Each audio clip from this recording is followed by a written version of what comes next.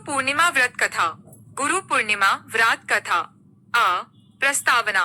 गुरु पूर्णिमा हिंदू धर्म में एक पवित्र पर्व है जिसे आषाढ़ मास की पूर्णिमा को मनाया जाता है। इस दिन को व्यास पूर्णिमा भी कहा जाता है क्योंकि इसी दिन महर्षि वेदव्यास जी का जन्म हुआ था, जिन्होंने वेदों का विभाजन करके 4 वेदों को व्यवस्थित किया था और 18 पुराणों की रचना की थी। यह दिन गुरु की महिमा और श्रद्धा को समर्पित है। व्रत विधि। व्रत विधि। प्रातः काल उठकर स्नान करें और स्वच्छ वस्त्र धारण करें। घर के पूजा स्थान को साफ करके वहां पर गुरु या भगवान विष्णु, व्यास जी की प्रतिमा या चित्र स्थापित करें। फूल, धूप, दीप और नैवेद्य अर्पित करें। गुरु के चरणों में चंदन, पुष्प और वस्त्र समर्पित करें। गुरुर् ब्रह्मा गुरुर् विष्णु गुरुर्देवो महेश्वर मंत्र का जाप करें। दिन भर व्रत रखकर गुरु की महिमा का चिंतन करें। शाम को कथा, श्रवण और आरती के बाद व्रत खोलें। गुरु पूर्णिमा व्रत कथा। बहुत पुरानी बात है। प्राचीन भारत में एक महान ऋषि हुए जिनका नाम था महर्षि वेद व्यास। वे महर्षि पराशर और माता सत्यवती के पुत्र थे।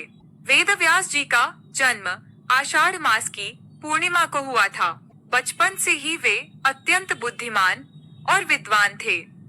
उन्होंने वेदों का विभाजन करके ज्ञान को व्यवस्थित किया, जिससे आम जनमानस के लिए वेद अध्ययन संभव हो सका।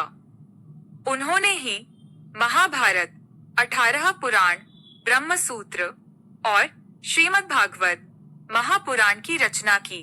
एक समय की बात है जब सारे ऋषि मुनि एक स्थान पर एकत्र होकर चिंतन कर रहे थे कि आज के युग में ज्ञान को किस रूप में सुरक्षित किया जाए ताकि आने वाली पीढ़ियां भी उसे समझ सकें। तब महर्षि वेदव्यास ने कहा, हमारे शास्त्र अत्यंत जटिल हो चुके हैं, सामान्य मनुष्य इन्हें नहीं समझ पाएगा, अतः हमें इनका वर्गीकरण करना होगा।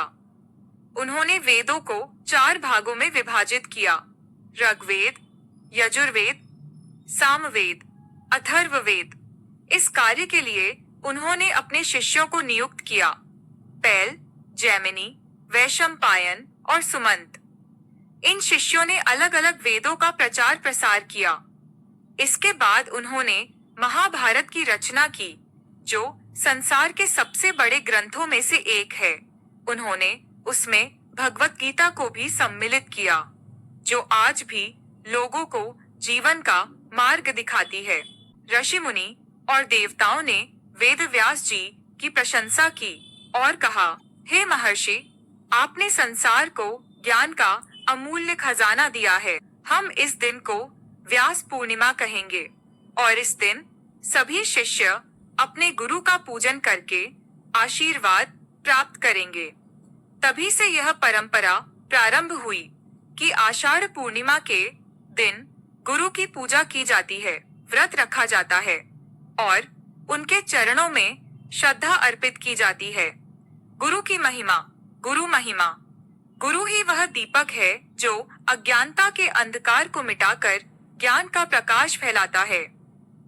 गुरु बिना ज्ञान नहीं, ज्ञान बिना मोक्ष नहीं।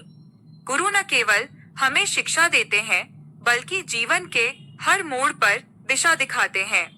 इसलिए कहा गया है, गुरु गोविंद दों खड़े काके लागू पाए, बलिहारी गुरु आपनो गोविंद दियो बताए। गुरु पूर्णिमा की विशेष प्रार्थना। अखंड मंडलाकारम व्याप्तम येन चराचरम तत्पदं दर्शितम येन तस्मै श्री गुरवे नमः। उपसंहार। इस दिन शिष्य अपने गुरु के पास जाकर उन्हें प्रणाम करते हैं, सेवा करते हैं और उनके बताए मार्ग पर चलने का संकल्प लेते हैं।